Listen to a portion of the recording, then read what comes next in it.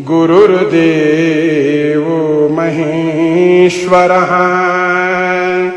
गुरुर्साक्षात् परः ब्रह्म तस्मै श्री गुरवे नमः।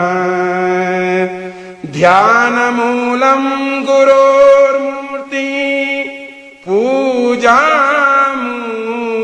गुरोर्पदम् मंत्रमूलं गुरोर्वाक्यम् मोक्षमूलं गुरुकृपा।